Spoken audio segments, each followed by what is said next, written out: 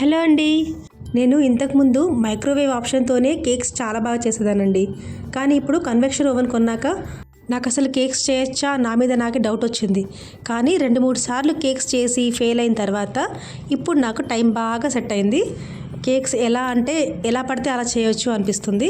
కానీ మీకు ఈరోజు ఈజీగా నా స్టైల్లో ఒక ఫ్రూట్ కేక్ చేసి చూపిస్తున్నాను. ఇందులో షుగర్ ఒక్క గ్రాన్యూల్ కూడా వాడలేదు. చాలా హెల్దీ కేక్. మీరందరూ పిల్లలకి హాయిగా తినిపించవచ్చు. కేక్స్లో కూడా ఇంత హెల్దీ కేక్ చేసుకోవచ్చా అని మీకు అనిపిస్తుంది. మీరు రెసిపీ అంతా అస్సలు మిస్ అవ్వకుండా స్కిప్ చేయకుండా చూడండి.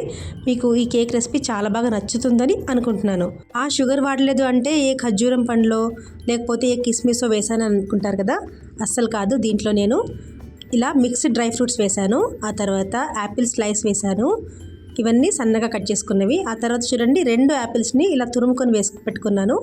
తర్వాత 1 కప్పు గోధుమ పిండి, ఒక హాఫ్ కప్పు ఇప్పుడైతే కనిపిస్తుంది కదా, కానీ 3/4 కప్ మిల్క్ తీసుకున్నాను. దాంతోపాటు సగం కప్పు ఆయిల్ తీసుకున్నాను.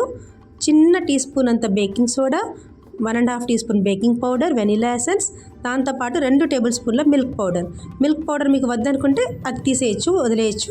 అది ఆప్షనల్ మాత్రమే. సో ఇలా అన్ని ఇంగ్రీడియంట్స్లో మీకు షుగర్ కనిపిస్తుందా? లేదు కదా. ఇప్పుడు షుగర్ లేకుండానే కేక్స్ చేసుకుంటాము. చాలా స్వీట్గా చాలా బాగుంటుంది. ముందైతే ఈ హాఫ్ కప్ మిల్క్ని ఫస్ట్ ఆయిల్తో కలిపి చక్కగా బీట్ చేసుకోవాలి. మీకు పాలకు బదులు పెరుగు కావాలంటే హాఫ్ కప్ పెరుగు కూడా యూస్ చేసుకోవచ్చు. సరిగ్గా ఈరోజే నా దగ్గర పెరుగు అయిపోయింది, అందుకే నేను పాలు యూస్ చేశాను. చూసారు కదా, ఏదైనా పాలైనా పెరుగైనా రెండిట్లో ఏదైనా యూస్ చేసుకోవచ్చు. సో దీంతోపాటు 2 యాపిల్స్ని ఇలా చక్కగా తురుముకొని ఒకసారి బీట్ చేసుకున్నాను. మరీ గుజ్జుగా పేస్ట్ చేయలేదు. అక్కడక్కడ ఫ్లేక్స్ కనిపిస్తున్నాయి కదా, అలా అనమాట. ముందైతే మనం కేక్ టిన్ని ప్రిపేర్ చేసి ఉంచుకోవాలి. అయితే ఈ కేక్ టిన్కి కొంచెం ఆయిల్ రాసి కొంచెం పిండి కూడా వేసి ఇట్లా డస్ట్ చేసుకున్న తర్వాత బటర్ పేపర్ని వీడియోలో చూపిస్తున్నట్టుగా ఫోల్డ్ చేసి కట్ చేసుకోవాలి.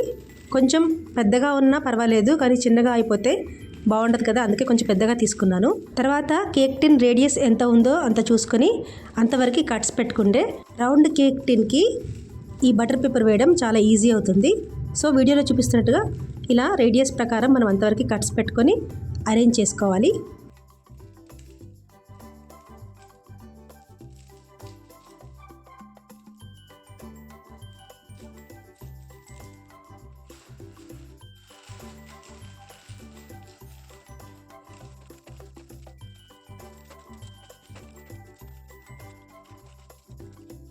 మళ్ళీ దానిపైన కూడా కొద్దిగా ఆయిల్ రాసేస్తే అలా చక్కగా స్టిక్ అయి ఉంటుంది.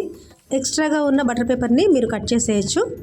ఒకవేళ మీ దగ్గర కేక్ మిక్స్చర్ ఎక్కువగా ఉంది, ఎక్కువ రైజ్ అవుతుంది అనిపిస్తే అలా హైట్ని కూడా మెయింటైన్ చేసి ఉంచేసుకోవచ్చు. అయితే నేను యూజ్ చేసిన ఈ కప్తో చేసిన మిక్స్చర్ కరెక్ట్గా సరిపోతుంది నాకు, అందుకే ఎక్స్ట్రా పేపర్ కట్ చేశాను. ఇప్పుడు ముందుగా మనము యాపిల్, పాలు, ఆయిల్తో బీట్ చేసి ఉంచుకున్నాం కదా, దాంట్లో 1 కప్పు గోధుమ పిండి, 2 టేబుల్ స్పూన్ మిల్క్ పౌడర్, చిటికెడంత ఉప్పు వేసి ఒక 2 టేబుల్ స్పూన్ల మిల్క్ యాడ్ చేశాను. మామూలుగా మైదా పిండితో చేస్తే మీకు ఆ హాఫ్ కప్ మిల్క్ సరిపోతాయి, కానీ ఇది గోధుమ పిండి కాబట్టి ఎక్స్ట్రాగా కొన్ని పాలు అవసరం అవుతాయి. అయితే baking powder, baking soda, vanilla essence ఎప్పుడైనా మనం లాస్ట్కి యాడ్ చేసుకోవాలి కదా, అందుకని 1/2 teaspoon baking soda, 1.5 teaspoon baking powder, అలాగే మీకు నచ్చిన డ్రై ఫ్రూట్స్ అన్నీ యాడ్ చేసుకోండి. దాంతోపాటే వెనిలా ఎసెన్స్ కూడా యాడ్ చేసుకోవాలి. ఇలా తయారు చేసుకున్న కేక్ మిక్స్చర్ని మనము కేక్ టిన్లో చక్కగా అరేంజ్ చేసుకోవాలి.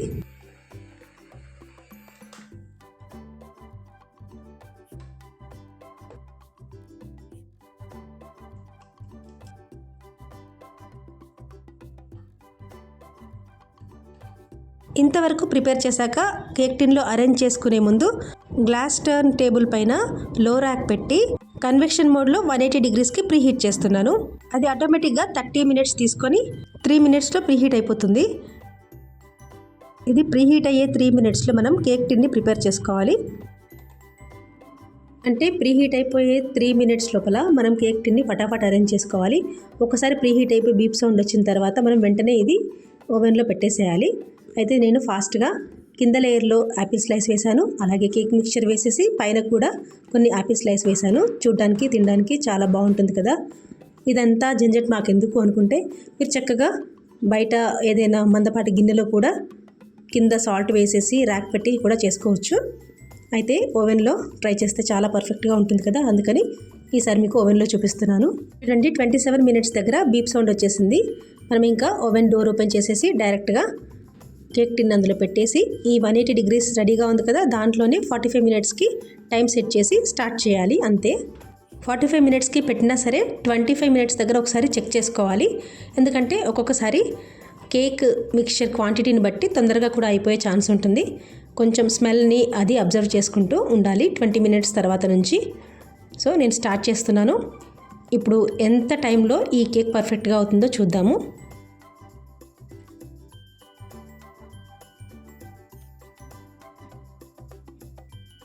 చూడండి నేను మధ్యలో చెక్ చేసుకున్నాను. నాకు ఇంకా 15 మినిట్స్ టైం ఉంది అనగా చక్కగా పర్ఫెక్ట్గా కేక్ రెడీ అయిపోయింది. అంటే 30 మినిట్స్లో నాకు 180 డిగ్రీస్లో కేక్ అయిపోయింది.